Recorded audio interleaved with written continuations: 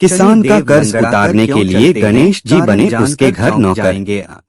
नमस्कार दोस्तों, एक बार गणेश जी एक बहुत सुंदर गांव से गुजर रहे थे। इस गांव के खेत हरे भरे थे। सुबह का समय था। ठंडी पवन का आनंद लेते हुए गणेश जी मूषक पर सवार होकर चले जा रहे थे। इतने में वह एक खेत से गुजरे तो आनंदवश फसलों में हाथ फिरा दिया। गणेश जी के ऐसा करने से उस फसल के कुछ दाने हाथ में आ गए।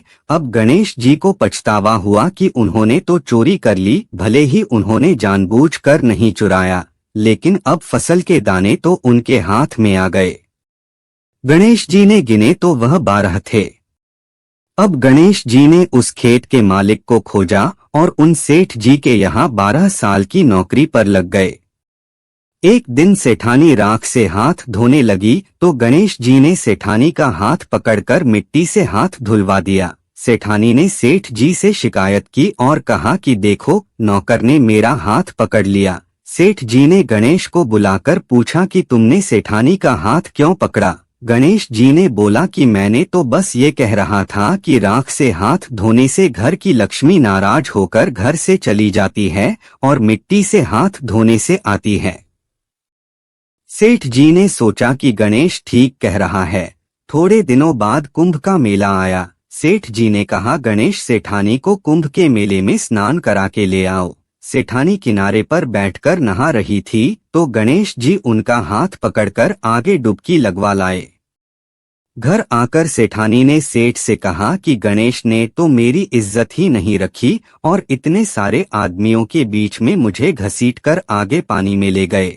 तब सेठ जी ने गणेश जी को पूछा कि ऐसा क्यों किया, तो गणेश जी ने कहा कि सेठानी किनारे बैठकर गंदे पानी से नहा रही थी तो मैं आगे अच्छे पानी में डुबकी लगवा कर ले आया। इससे अगले जन्म में बहुत बड़े राजा और राजपाट मिलेगा। सेठ जी ने सोचा कि गणेश ठीक कह रहा है। एक दिन घर में पूजा पाठ हो रही थी।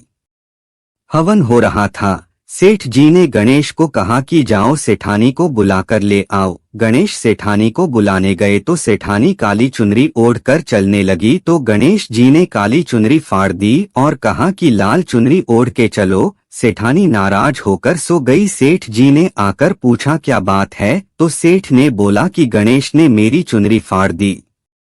सेठ जी ने गणेश को बुलाकर बहुत डांटा तो गणेश जी ने कहा, पूजा पाठ में काला वस्त्र नहीं पहनते हैं, इसलिए मैंने लाल वस्त्र के लिए कहा।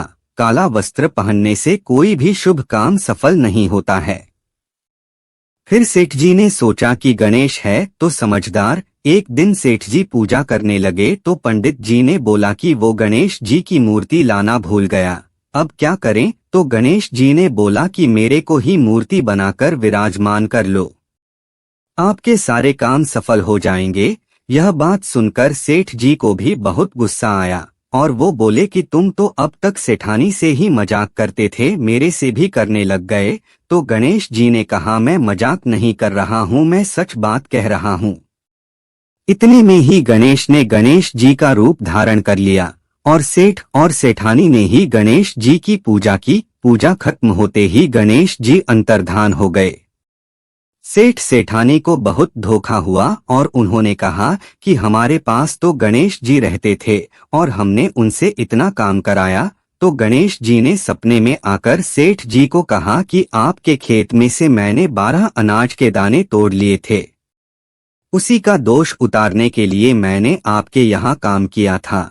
और गणेश जी ने सेठ जी को धन धान्य परिपूर्ण कर दिया। धन्यवाद दोस्तों, वीडियो को पूरा देखने के लिए। वीडियो पसंद आए तो वीडियो लाइक और शेयर करें और चैनल को सब्सक्राइब करें। धन्यवाद।